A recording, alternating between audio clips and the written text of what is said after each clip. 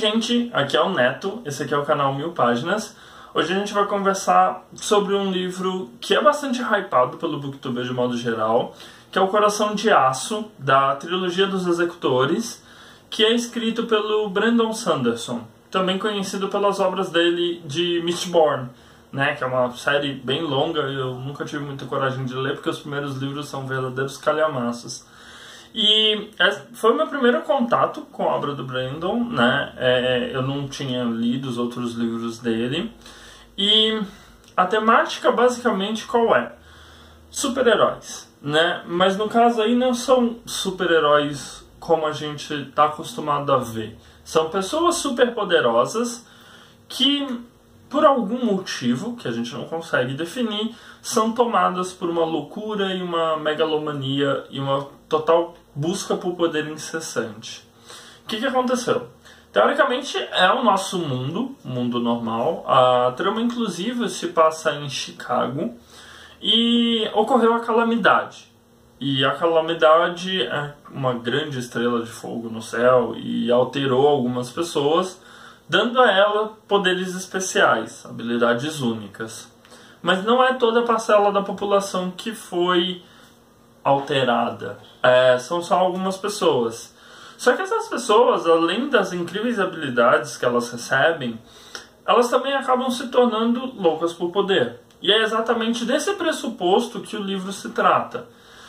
O David, que era uma criança na época, ele viu a ascensão do Coração de Aço, que é uma figura como se fosse Superman, né? Então ele é vulnerável, tem força, uma série de poderes. Inclusive, um dos poderes dele é transformar tudo em aço. Tudo que ele toca, ele consegue transformar em aço.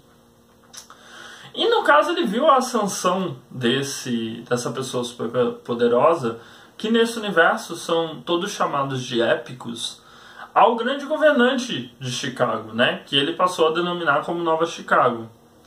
E o Coração de Aço matou o pai dele nessa ascensão ao poder. E o David é o clássico personagem que busca vingança por um antepassado que morreu na mão do vilão atual. E a trama ela é bem simplista de certo modo, né? É uma história de busca de vingança. O David não tem poderes. Então, como é que as coisas nesse mundo vão se desencadeando?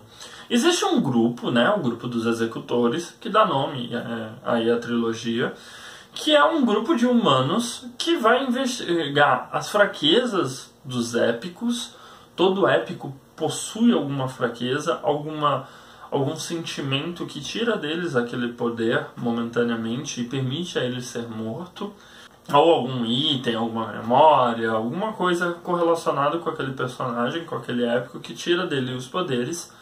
E esse grupo de executores, eles percorrem o país, né, percorrem os Estados Unidos, matando épicos. Porque, pra gente conseguir imaginar mais ou menos o estado que o mundo do David está, é quase como se fosse uma coisa meio Mad Max, em que a gente tem diversas partes do país, né, diversas partes dos Estados Unidos, sendo controlados por algum épico muito poderoso. Então a gente tem a região de Chicago na mão do Coração de Aço, a região de Nova York controlada por outro, e assim sucessivamente.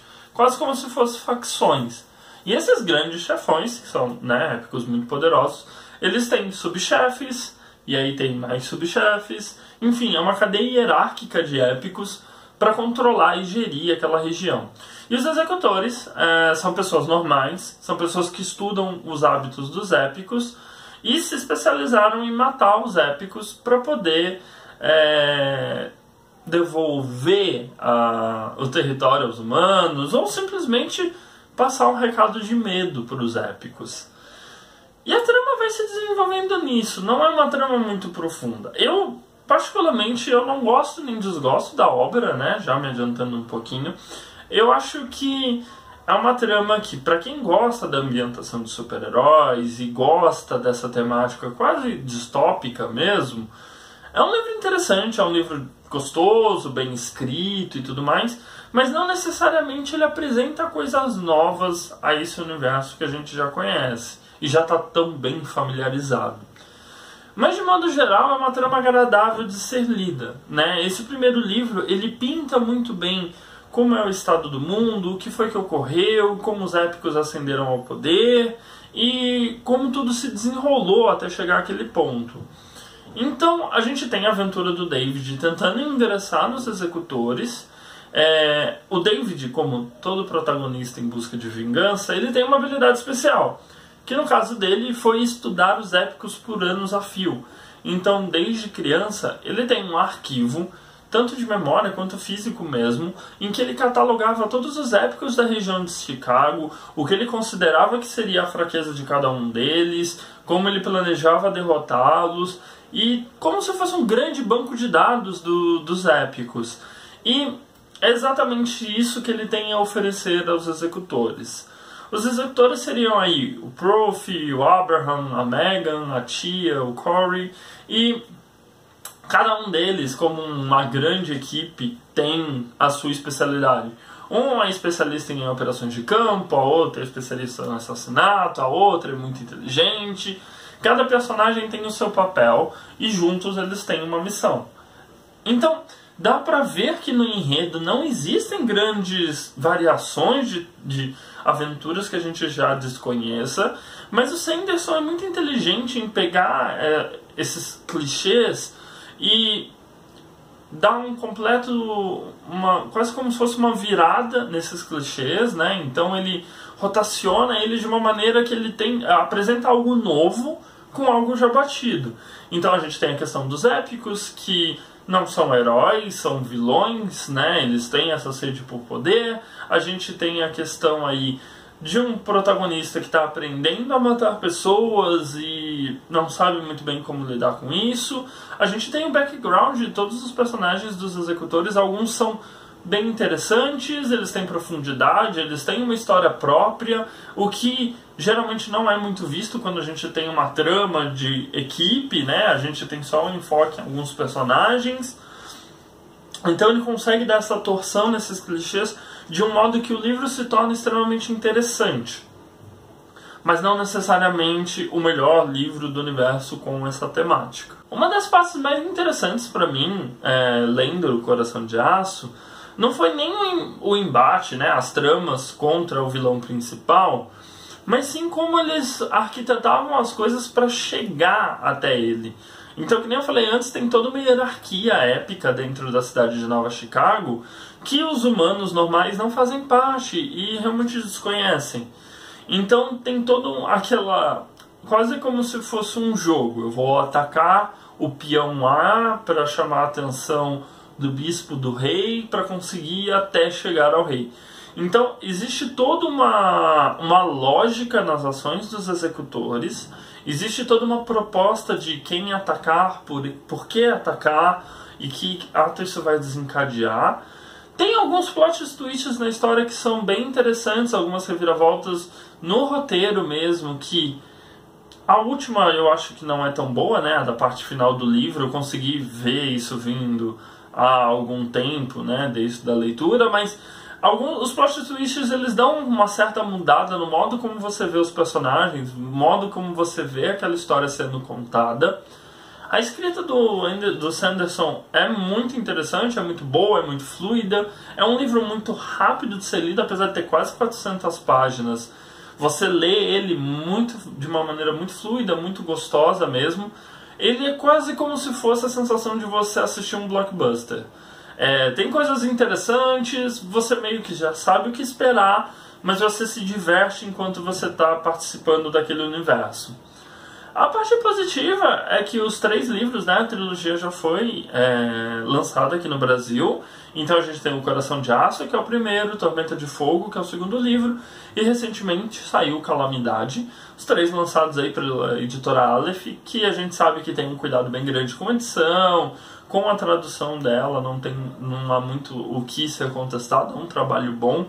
Então é um livro que você vai se divertir lendo, mas que você não deve esperar ensinamentos ou grandes análises filosóficas, nem nada disso. É o tipo blockbuster mesmo. Você vai se engajar com aquela história para você se divertir. E de maneira nenhuma isso está errado. É algo bem normal, é bem prazeroso. Literatura nada mais é do que qualquer outra mídia de entretenimento. Então, assim, pra mim, eu diria que ele é um livro, se eu não me engano, no Scooby, acho que eu dei 3,5, né? 3,5 estrelas pra ele. Porque ele diverte, é interessante, tudo mais, mas não é nenhum livro transformador ou um livro que eu nunca tinha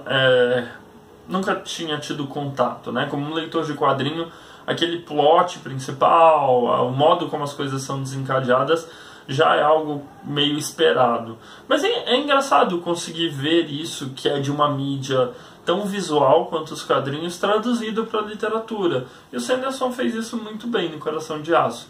É algo assim que...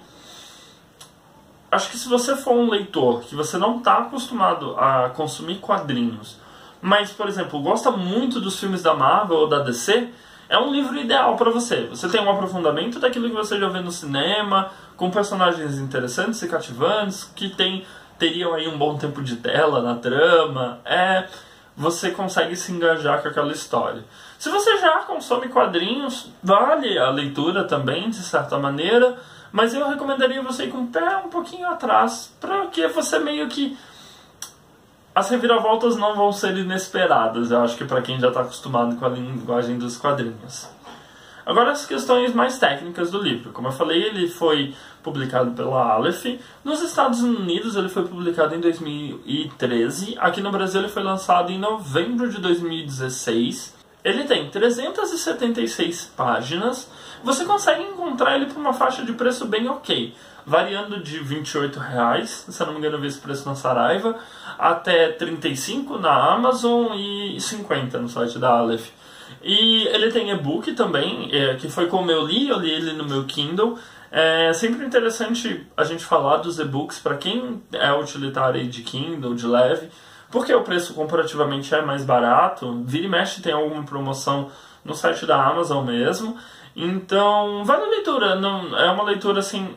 eu acho que se você está passando por algum tipo de ressaca literária, quer ler alguma coisa só para se divertir realmente, é um livro super recomendado. É um livro que você não perde nada, mas também não soma. Mas, no fim das contas, você se diverte. O que já é melhor que algum dos livros que a gente tem por aí publicados. Mas me diz aí, vocês já leram? Não deixa de comentar, né? Dar aquele curtir se você gostou, clicar na bolinha aqui do meu lado para se inscrever no canal e dar uma olhada no vídeo recomendado.